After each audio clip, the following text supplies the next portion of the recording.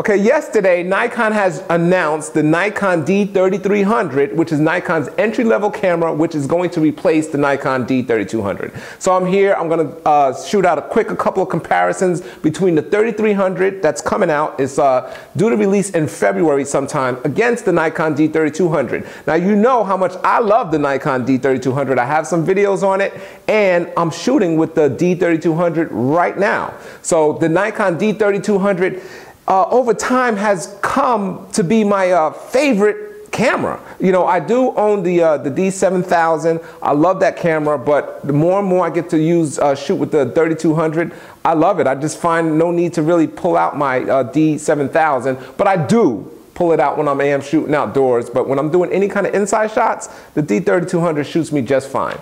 Okay, the 3300 is going to come without the low pass filter. Now Nikon says this filter, without having it on there, it equals sharper images. Now I think they did the same thing with the D7100 and the D5300. I don't know. I don't know if without the filter it's going to be sharper images than than with the filter. The 3200 does have the filter on it, and my images appear to be real sharp. So, hey, they say it's going to be sharper.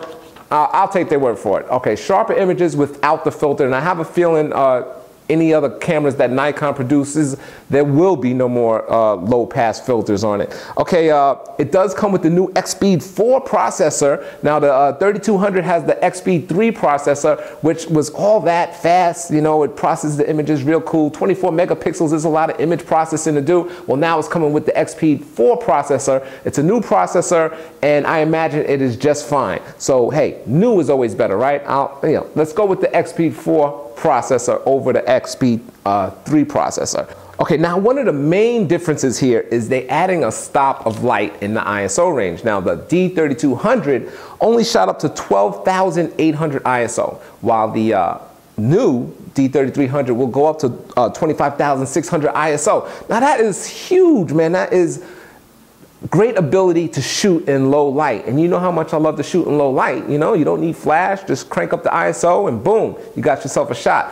But just because they say it's going to shoot up to 25,600 ISO doesn't mean it's usable. Okay, so you know, I have the 3200, and I can shoot up to about 3600 ISO, I'm comfortable with that. Anything higher than that, I'm not really comfortable shooting with that. So hey, this one goes up to 25,600 ISO. Let's see. You know, but I'm telling you right now, don't buy the camera thinking it's going to shoot 25,600 ISO usable images, because most likely you're not going to like them. All right. Another key difference is 5 frames per second. Yes, the new 3300 will shoot at 5 frames per second, and I think that's great. The 3200 shot at 4 frames per second, and tell you, you know what, I never motor drive, so to me it makes no difference. But if you want to go out there and you want to slap and motor drive your shots, then the extra frame a second is very good. Okay, I think that's real good, to tell you the truth, on an entry-level camera, that it can shoot as fast as 5 frames per second. Okay, the video is just as good, supposedly, on the 3300. It's going to shoot at 1080p, 60 frames per second. But the 3200 does that as well. It has full-time focus, just as the 3200. I don't use it for that. I don't know if it's going to be better or not, but it is the same. It is the same thing that the 3200 has. Okay, so let's talk about pricing. The Nikon D3300 is going to be released at a price of $650 new, and that's coming with the kit. That's the kit lens, and the kit lens is the new 18 to 55 3.5 to 5.6 VRII lens. Now this lens, they touting it to be, let me see, 30% smaller and 20% lighter than the current kit lens now. So I think that's all good and great.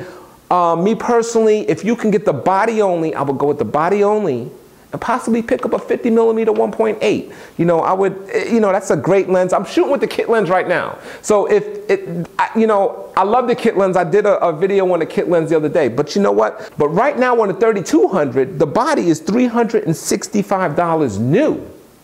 Okay, and if you get that same camera with the kit lens, the 18 to 55, we're talking $525 new. So that's a 365, 465. Excuse me, my math sucks. About what, $160 or so more. So nah, I probably try to get the body only and maybe pick up a nice prime lens like the 51.8. Okay, so like I said, the Nikon D3300 is going to be released at a price of $650. So what do I think? Will I spend $650 for the new D3300 in February? No, I wouldn't. Now, a couple of things I forgot to mention. The new 3300 is going to have 11 focusing points, and they both 24 megapixel cameras. Okay, the main difference is, some of the main differences are, the new camera is going to have no low pass filter, which Nikon claims will have sharper images. Has a new processor, the Expeed 4 over the Expeed 3. You know, whoop-de-doo. It's a faster processor. Hey, that's great. Let's move on. Okay, one extra stop of light, which is great. 12,800 for the 3200 versus 25,600 ISO for the 3300. That's great, but you know what? Both of those are going to be unusable. So let's scratch that out, right? Okay, the main difference to me is 5 frames per second. 5 frames per second over 4 frames per second versus the 3200. I think that's fine and dandy. You shoot your motor drive over 10 seconds, you're gonna get 10 more frames a second.